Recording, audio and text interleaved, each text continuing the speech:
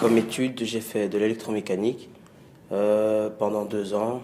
Ensuite, j'ai fait 2 ans de mécanique polyvalente, donc de la mécanique automobile. Et par la suite, la fin, j'ai fait de la mécanique moto. J'ai commencé des études de communication et ça ne me plaisait pas trop. Du coup, j'ai testé un peu plus le graphisme. J'ai trouvé un peu une voie de web, disons, dans mes études, mais j'ai raté mon année. C'est pas simple de trouver un poste dans la mécanique, car les employeurs demandent de l'expérience. Mais en sortant de l'école, on n'a pas d'expérience, on a juste un peu de pratique et de la théorie. Je me sentais un peu perdu parce que je savais plus trop où j'allais aller. J'ai cherché du boulot plus ou moins pendant 5 mois. J'ai pas trouvé. Il demandait beaucoup d'expérience. Parcours scolaire chaotique, manque d'expérience et parfois décrochage complet, les jeunes peinent à trouver du travail. En 2014 à Bruxelles, c'est un tiers des moins de 25 ans qui étaient au chômage. Pour lutter contre le phénomène, Actiris a mis en place la garantie jeune, soutenue par l'Union européenne en s'inspirant du modèle scandinave. Alors nous sommes surtout inspirés de ce qui se fait en Scandinavie. Et en Scandinavie, ce qui est important dans le mot garantie jeune, c'est le mot garantie, c'est pas le mot jeune. Ce qui est important, c'est de garantir une solution à 100% des jeunes. C'est donc bien la collectivité qui garantit à chaque jeune une solution en disant le chômage n'est pas une culpabilité individuelle, c'est une responsabilité collective. Et c'est donc nous qui représentons la collectivité qui devons garantir une solution à chacun. Ce qui fonctionne, c'est quand on prend 100% des jeunes, quand on prend les 12 000 jeunes et qu'on tire toute la cohorte vers le haut. C'est ça que nous avons fait à Bruxelles et qui a donné les résultats impressionnants que nous connaissons. Le chômage des jeunes a baissé de 40% depuis la mise en place de la garantie jeune. Le taux de chômage des moins de 25 ans est passé de 32% en 2014 à 23,4% en 2018. Le chômage des jeunes est en baisse tous les mois depuis 68 mois, le taux d'emploi augmente et les revenus des Bruxellois sont eux aussi en hausse.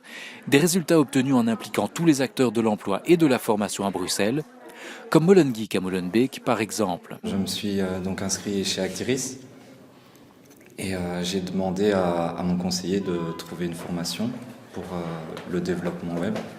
Et alors il m'a conseillé donc Molengeek. Et donc je suis venu à la séance d'information et ça m'a très vite plu et j'ai su que j'avais envie de continuer là-dedans. Au terme de la formation, on peut avoir un certificat, mais ce que l'on a réellement, c'est un portfolio. Donc on a quelque chose de concret, on a travaillé sur des projets concrets avec de réels clients et c'est ça qui amène un plus dans le CV. Et les entreprises sont elles aussi fortement impliquées dans le dispositif. L'intérêt pour Auto5 d'engager des jeunes stagiaires, c'est de pouvoir avoir des personnes qui vont pouvoir se faire à notre culture d'entreprise et à nos process. On n'est pas à n'importe quel garage, on n'est pas à n'importe quelle concession. On a une culture d'entreprise qui est assez forte et des procédures à devoir respecter. Et ça nous permet d'avoir des personnes qui finalement ont peu d'expérience professionnelle et qui vont pouvoir se faire à notre culture. Actiris m'a proposé un stage chez Auto5. J'étais bien entouré de l'équipe. J'avais des bons chefs. Mes collègues m'ont aidé, m'ont appris des choses. Au bout du stage,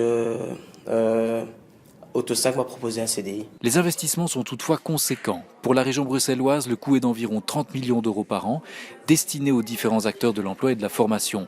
Sur ces 30 millions d'euros, la région reçoit 20 millions d'euros par an de l'Union européenne. À sa mise en place en 2014, 6,4 milliards d'euros ont été consacrés au niveau européen à la garantie jeune. 3,2 milliards provenant d'un fonds dédié et le montant équivalent étant pris dans le Fonds social européen. Le montant s'est avéré insuffisant. Un budget complémentaire de 2,4 milliards d'euros a été attribué pour la période 2017-2020. La mesure a porté ses fruits puisque le taux de chômage des jeunes en Europe est passé de 24% en 2014 à 14% en 2018, soit près de 3 millions de jeunes en plus qui ont un emploi. Avec de grandes disparités toutefois selon les pays. Mais si on compare les États membres, on voit vraiment qu'il y a beaucoup de divergences. Ceux avec les meilleures prestations, c'est par exemple la République tchèque. 5,8% de chômage des jeunes, c'est vraiment très bas.